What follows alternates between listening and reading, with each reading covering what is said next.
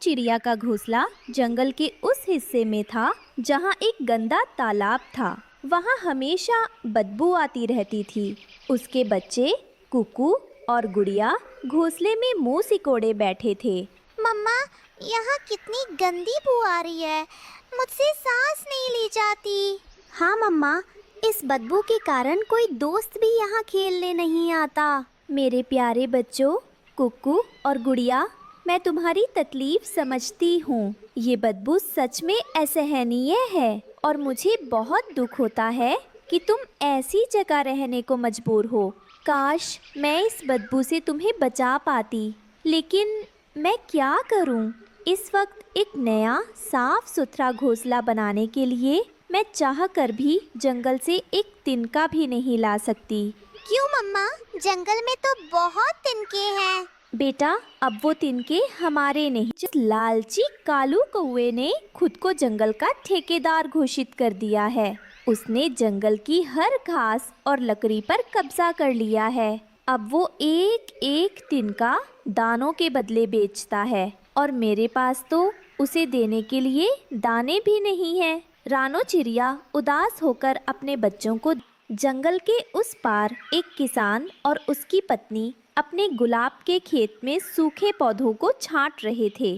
भाग्यवान, ये सबसे अच्छी वाली गुलाब की कलम भी सर्दी से सूख गई। अरे, ये तो बहुत कीमती थी। अब ये किसी काम की नहीं, इसे कूड़े में फेंक दो। नहीं जी, मैं इसे खेत के किनारे फेंक आती हूँ। किसान की पत्नी उस सूखी गुलाब की कलम को खेत के किनारे फेंक देती है। रानो चिड़िया उसी खेत के पास से गुजर रही थी जब उसकी नज़र उस सूखी गुलाब की कलम पर पड़ी। हे भगवान, बेचारी तुम बिल्कुल सूख गई हो। तुम्हारी ये हालत देखकर मेरा दिल भर आया, पर मुझे लग रहा है कि तुम में जरा सी भी जान बाकी है, एक छोटी सी उम्मीद बाकी है। मैं तुम्हें ऐसे ही मुरझाने नहीं दूंगी। रानो उस सूखी कलम को अपनी चोंच में उठाती है।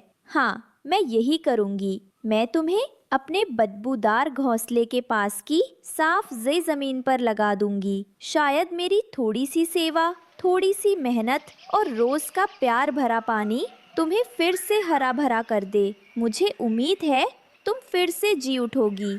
रानो उस कलम को लाकर अपने बदबूदार घोंसले से थोड़ी दूर साफ जमीन पर लगा देती है और तालाब से अपनी चोंच में पानी लाकर उसे सींचती है। रानो रोज उस सूखी कलम को पानी देती। एक दिन जब रानो उस कलम को पानी दे रही थी, एक बहुत कमजोर और छोटी सी तितली वहां आकर गिर पड़ी। पानी, मुझे थोड़ा पानी दो, मैं प्यास से मर रही हूँ। हे भगवान, इस बेचारी के तो पंख भी नहीं हिल रहे। रानो ने जो पानी अपनी चोंच में उस गुलाब के लिए भरा था, वो सारा पानी उसने तितली को पिला दिया। बहन, आप ये पानी पी लो, गुलाब को मैं बाद में पानी दे दूंगी। पानी पीते ही उस तितली के पंख चमकने लगे और वो एक खूबसूरत जादुई तितली में बदल गई। आप कौन? मैं इस जंगल की जादुई तितली हूँ। रानो, मैं तुम्हारी अच्छाई देख रही थी। तुमने एक सूखी बेजान कलम को बचाने के लिए इतनी मेहनत की और जब उस कलम को पानी की जरूरत थी तब भी तुमने मुझसे अपनी चोंच का पानी बांट लिया। वो तो मेरा फर्ज था। तुम्हारी इसी दया का फल तुम्हें जरूर मिलेगा।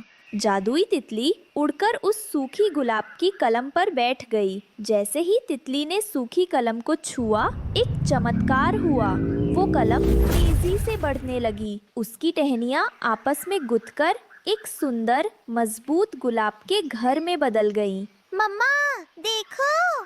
वो घर हजारों खुशबूदार फूलों से खिल उठा, जिसकी मीठी खुशबू ने तालाब की सारी बदबू खत्म कर दी। मेरे बच्चों, हमारा नया घर गुलाब के घर की मीठी खुशबू सूंघकर हरिया, बंटी और गिल्लू हैरान होकर रानो के पास खींचे चले आए।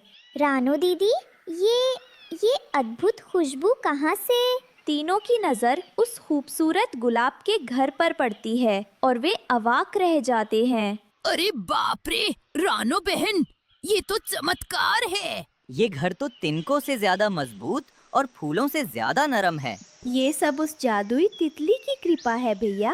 कमाल है, एक तरफ वो लालची कालू ठेकेदार है और दूसरी तरफ आप हैं, जिसे नेकी के बदले पूरा जादुई घर ही मिल गया। इसे कहते हैं ऊपर वाले का इंसाफ। गुलाब के घर की खुशबू कालू और गोरी के घर तक भी पहुंची। जी, ये खुशबू कहाँ से आ रही है?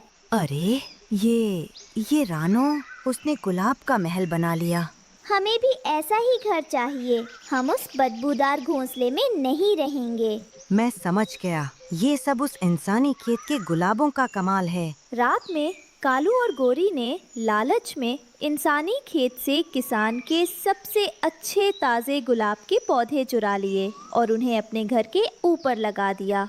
रानो ने एक सूखी कलम उठाई थी। हम ये ताजे पौधे लाए हैं, हमारा घर 10 गुना बड़ा बनेगा। जादुई तितली, हमें घर दो। लेकिन कोई तितली नहीं आई। उल्टा चुराए हुए सारे पौधे मुरझा गए और उनकी टहनियाँ कांटों से भर गईं। आ, कालू जी, ये कांटे तो मेरे पंखों में छुप गए। हाय, मेरा पैर। उनका घोंसला कांटों के ढेर में बदल गया, जिसमें वे खुद फंस गए थे। उन्हें लालच का कड़वा फल मिल गया था, जबकि रानो अपनी नेकी के मीठे खुशबूदार